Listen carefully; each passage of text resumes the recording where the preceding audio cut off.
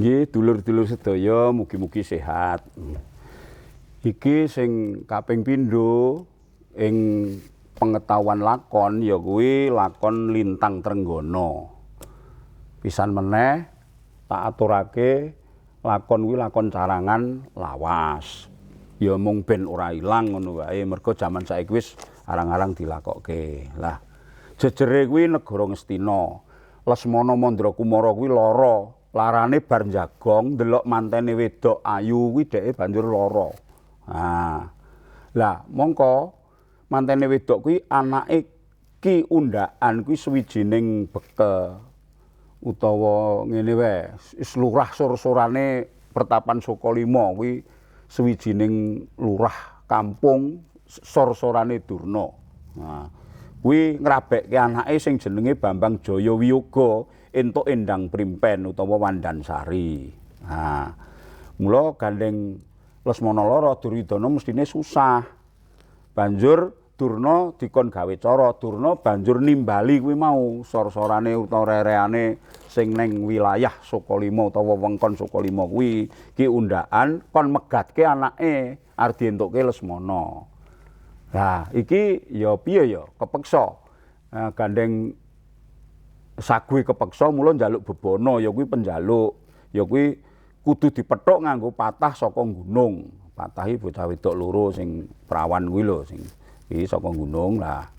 Wis bali lah. Mban sing jenenge Abiseca karo Secacara mban negara Ngastina kuwi dikongkon golek patah, mangkat.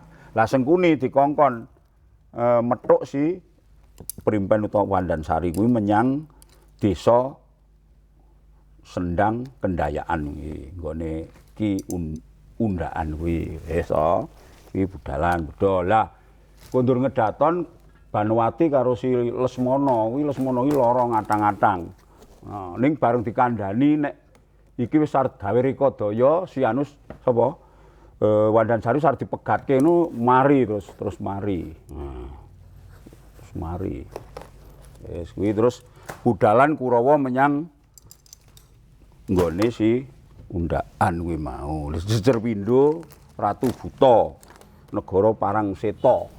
Iki Prabu Darma Yaksa karo patihe sing jenenge Srengga Pratala. Iki dhek iki gela dene pendak-pendak Kurawa ki mesti ngakali Pandhawa. Iki sumpitrane Pandhawa, nek critane digawe ngono. Nah. Dhek arep njarak perkara, dene wis krungu kabar nek Endang Primpen utawa Wandansari mau arep dipek Lesmana, dhek njarak arep njaluk Primpen kuwi mau. Wae ngreteki budal perang gagal karo Kurawa mau. Simpangan dalan. Banjur Sendang Kendayaan. Iki karo Punakawan, bisa kok nganggo luruh ya monggo. Lah terus tekane si bapake mau. Iki mau lagi karonseh karo bojone mau manten anyar mau. Lah bapake teko dipegatke mesti wae iki ya ora gelem. Lah ndelok tekane si Sengkuni sing arep metuk mau. Regake mau ya iku ora gelem terus dadi perang karo Ki Kurawa kalah iki sekti, Kurawa kalah. Kurawa ki pasrah karo iki, mbuh piye carane pegatno anakmu. Lah terus iki dipegatke, terus iki dipeksa karo Kurawa ditunggangke kereta. Anu lagi semaput. Nah, lara. Lara semaput, Punakawan ning kene do ngrubung ngono. Lah banjur Giri Sekar. Bar kuwi adegan gimana cara-carane anu lak nggon cakilan iki mau. Lah Giri Sekar kuwi jejere pendhita buta. Begawan Lintang Trenggono. Lah iki nganggo jeneng lakon kuwi. Ini Begawan Lintang Trenggono ki karo Endang Bratawati. Karo Endang Bratawati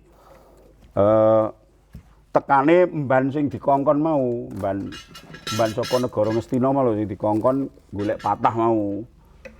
Nah, ning terus ora entuk terus dadi perang. Mbane Kamprung kalah. Nah, terus tekane Petruk njaluk tombo si tambane si sing semaput mau. Sing mantene lanang semaput mau lho. Nah, lah bareng wis ditambani terus mantene lanang kuwi njaluk supaya ngrebut Wandansari sing digawa tumpakke kereta mau. Wis tututi karo Begawan buta mau terus Ngastina. Nah, iki Werkudara kuwi tekan Ngastina iki etok-etok njagong larane Lesmana. Iki jane mung etok-etok. Nah terus tekane Sengkuni karo si kongkonane iki mau do teko kabeh. Kandha nek ora entuk patah. Nah ini Sengkuni nggawa sing tompake kereta mau. Si putren anu mau mantene wedok mau Wandansari mau. Nah iki kene sing ditombak kereta mau. Lah iki gandrungi karo Lesmana. Niki mlayu. Mlayu diuber. Lah diuber petuk karo bojone Jaya Wiyoga. Nah, petuk diuber.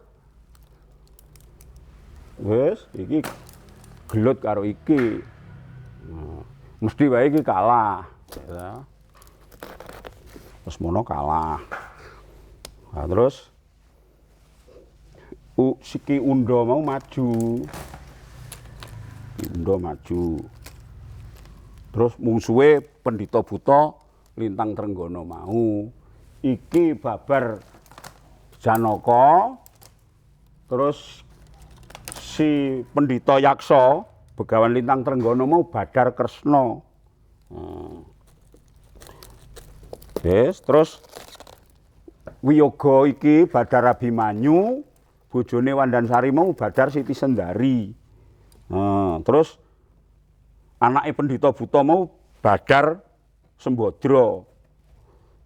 Terus Prabu Darmayaksa iki Badar Puntadewa, patihe iki Badar Antareja. Nah, pun badaran to. Dadi deleke utawa intine utawa substansine lakon Lintang Trenggono ngono kuwi. Ah, monggo. Tapi sekali lagi ya iki bahasa Indonesia ini lakon konvensional yang belum tergarap. Jadi menurut data sumber ya urutannya ya ngono kuwi mau. Lah iwadene saiki arep panjenengan garap piye mbok witi saka ngendi anune sapa ni ya monggo ning deleke lakon iki lakon Lintang Trenggono ngono kuwi. Matur sembah nuwun lan kok kesusu Pak. Iya kontene pancen ora dawa, monggo dadak aku dadak ngetok-ngetokke wayang kan ya mestine suwi ne tak dawake engko panjenengan ya jeleh. Nggih ngaten nggih mawon, matur nuwun.